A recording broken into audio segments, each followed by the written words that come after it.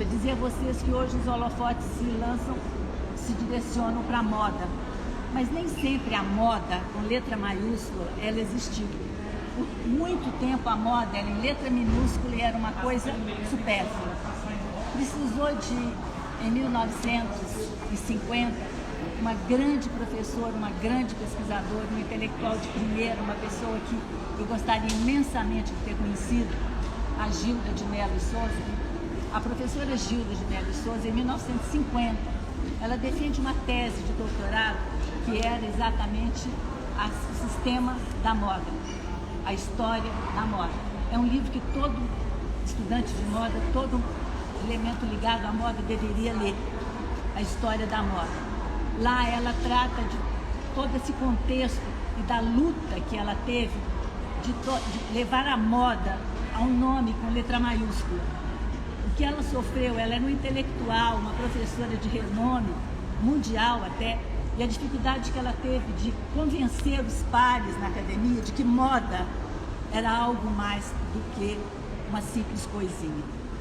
O marido dela, Antônio Cândido, outro intelectual de primeira, um paulista que até hoje é referência de saber, o Antônio Cândido se refere a ela dizendo assim, abre aspas, assim ele diz, ela teve a ousadia de abordar um tema por muitos considerado frívolo.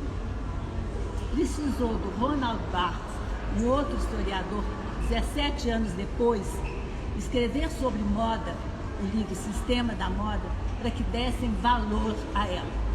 Enquanto ela falou, desde 1950, do valor cultural, histórico, patrimonial, geração de renda, história de um povo, cultura, identidade, ninguém levou a sério.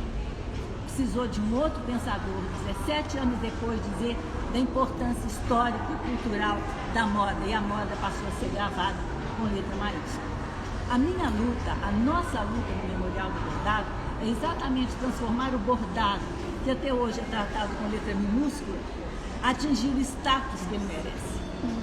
As grandes escolas de bordado, no mundo inteiro, vocês conhecem várias, a École Lissage, por exemplo, em Paris, ela foi comprada de um outro ateliê, da Michonnet, de 1858.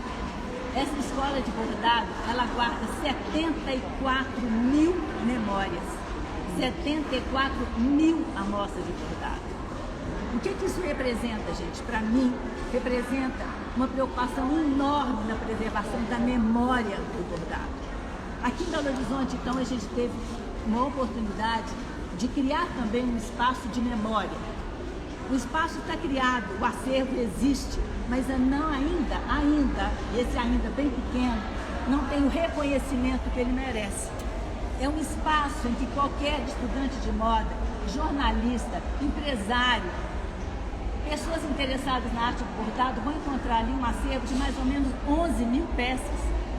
São instrumentais do trabalho, são documentos, são livros, são peças, cama, mesa, banho, vestuário, infantil, babadores, coelhos. Se eu conseguir começar a falar palavras que eu acredito que muitos de vocês não conhecem, lingerie, liseus, deshabillé, coelho, viramanta, manta, são coisas que, se nós não tivermos um lugar para guardar a memória dessas coisas, as gerações futuras não vão saber da existência dela. Nós somos a memória que temos. Se nós não temos uma memória do bordado resguardada, ele desaparece.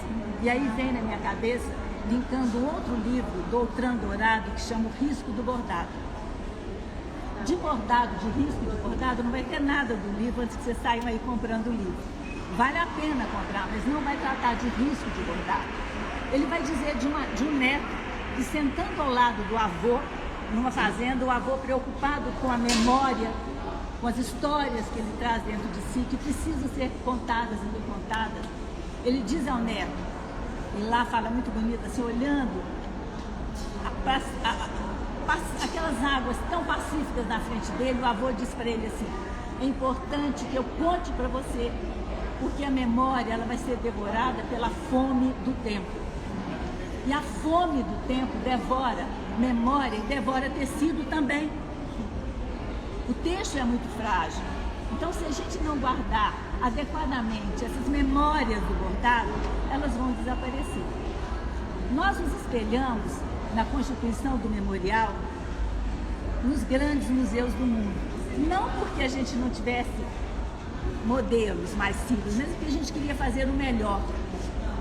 Nós fizemos fichas cadastrais, assim, copiando o Victoria and Albert de Londres, e temos uma equipe de voluntárias, a Maíse é uma delas, que trabalha voluntariamente cadastrando aquelas peças, buscando informações, aprendendo muito mais do que já sabendo.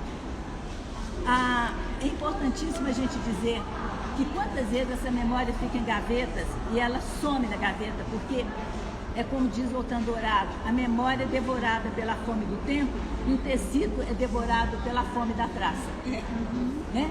Então, assim, quantas vezes a gente recebe peças que, por que não vieram para nós um pouquinho mais cedo? Mas ela conta histórias assim, maravilhosas. Quando a gente pega uma peça antiga, e aí já vem outra referência do grande Gilberto Freire, ele fala assim, quando a gente olha uma arquitetura antiga, uma casa antiga, e aí eu já penso, quando eu pego uma peça antiga, bordada, a gente não está vendo ou não pode ver somente aquela peça bordada, a beleza daquela peça bordada. A gente tem que enxergar além de... Tem ali uma pessoa que se sentou, que se debruçou, né, que reverenciou o fazer do bordado, que levou um tempo, que teve uma criatividade, que teve uma expertise grande para fazer aquilo. Então, esse material, ele transcende, o que tem ali envolvendo esse material transcende esse simples material. Essa é a nossa preocupação. Se vocês me perguntarem como nasceu o Memorial do Bordado, ele nasceu numa escola, assim como a Escola Lissage, aqui em Belo Horizonte, há 30 anos e poucos, um pouquinho mais, nós criamos a primeira escola de bordado, com a preocupação de ser uma escola de bordado, onde se conversasse sobre bordado, discutisse bordado, pesquisasse sobre bordado, né, registrasse sobre bordado. Na medida que a escola passou a existir também um acervo. E esse acervo foi crescendo de tal forma que já não cabia mais na escola. E a gente sabe que a gente também vai ser devorada pelo fome do tempo. Eu sabia que eu também ia um dia sair desse tempo. E era preciso colocar isso mais para o público em geral. Alugamos uma sala que não é o suficiente. Vocês imaginem 11 mil peças, uma biblioteca. Nós temos aproximadamente uns 1000 riscos, se não mais, riscos divididos por categoria, riscos que estão prontos para serem admirados e aproveitados por toda a equipe, por todos aqueles interessados, mas que não estão em condições ainda, porque o espaço ainda é restrito. O memorial existe, mas ele precisa crescer. Nós precisamos de vocês, né, que representam moda, lembrar que uma frase do Karl Lagerfeld, quando ele diz assim, ele diz, eu não entendo, eu não concebo a moda sem bordado. Eu não concebo o bordado sem lessagem. Ele fala isso. Então eu penso assim, eu não concebo a moda não ajudar o bordado a subir ao status que ele merece. Quando uma peça é produzida numa fábrica, ela é impessoal, né? Ela é comum. Agora, quando você insere ali um bordado, ele recebe uma aura diferente, ele recebe um valor agregado muito grande, porque você vai enxergar ali alguém que assentou, não foi uma máquina que fez, alguém desenhou, alguém criou. E aí eu faço um parêntese bem grande, porque nós tivemos também, levadas pela mesma preocupação da Gilda de Souza, que sempre copiando, todo mundo tem um ídolo, né? A minha ídola é a Gilda, na medida do trabalho que ela teve para levar a moda à academia, né? A intelectualidade. Eu fiz uma pergunta quando eu fui para o FMG, onde estavam as bordadeiras de outrora? Todo mundo sabe que Minas Gerais é um celeiro de bordadeiras. Carmen Marques de Souza, Lígia Mata, Figenia Puntel, outras mais, Figenia Puntel, não gostaria de esquecer o nome de todas. Mas onde estão o registro dessas mulheres? Onde estão os riscos dessas mulheres? Então, pensando nisso, eu me fiz uma pergunta que motivou meu mestrado. Onde estavam as mulheres que bordavam? Onde estão as bordadeiras de Minas Gerais? Minas Gerais tem um bordado diferenciado, espetacular, que em qualquer parte do Brasil a pessoa identifica, essa peça é de Minas, porque nós temos um bordado próprio. Então, com essa pergunta, onde estão as bordadeiras, nós criamos um grupo no aglomerado da Serra chamado Meninas do Cafezal. Essas meninas do Cafezal não são meninas mais, elas são mulheres hoje independentes. Elas são uma cooperativa, me orgulha muito, elas são uma cooperativa, elas não precisam da gente mais. E elas produzem, e elas fazem, e elas vendem, elas participam de bazares, e elas sabem que pode contar com Maria Arte Ofício, em busca de assessoria ou em busca de risco. É uma história que envolve assim, a memória do bordado. Nós somos a memória que temos. Então que a gente não seja pessoas que não respeitem, que não façam por onde a memória do bordado seja esquecida, devorada pela fome do tempo. Então é isso que eu queria falar para vocês. Eu acho que o tempo é esse, mas qualquer outra coisa que eu possa dizer para vocês, eu digo que existe uma paixão que motiva as pessoas. E essa paixão poderia, a partir de hoje, fazer parte de um pedacinho do coração de vocês, no sentido de reconhecer o bordado como a arte maior e torná-la também como a moda com letra maiúscula. Nós somos a memória. Brava. Minha mãe borda, eu fiquei muito emocionada. Onde que é o memorial? A partir da hora que minha mãe borda, minha tia borda, a gente tem uma memória que as gerações futuras não vão ter. Essa geração, nós pertencemos à geração que vimos as nossas mães, as nossas madrinhas assentarem e fazer o enxoval de batizado, o enxoval da primeira comunhão, a roupinha de batizado. Agora essa geração atual, a minha filha vai ter, mas a minha neta não vai ter essa memória da mulher assentada, refletindo e bordando. Por isso a importância do memorial. O memorial está na rua Ouro Fino. Você, se quiser fazer uma visita, a gente tem visitas mediadas. É só ligar para o Maria Arte Ofício. É Palvares. É no Cruzeiro, pertinho da Fumê. Já fica o convite. O Memorial do Bordado tem um Instagram. Memorial do Bordado, MAO, de Maria Arte Ofício.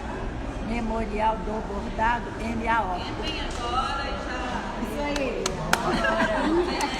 Ô, gente, e as visitas, né? Aqui, ó, aproveitando a sua presença, Ana Dizem, podíamos organizar uma visita para levar lá para conhecer, que é a nova dançarina da moda Luca Maria, Vanessa, que acabou de falar de vocês, bordado extremamente bonito. Uma ponte aqui feita, né? Então, depois eu vou. Obrigada, sua visita lá, porque eu queria ver o que você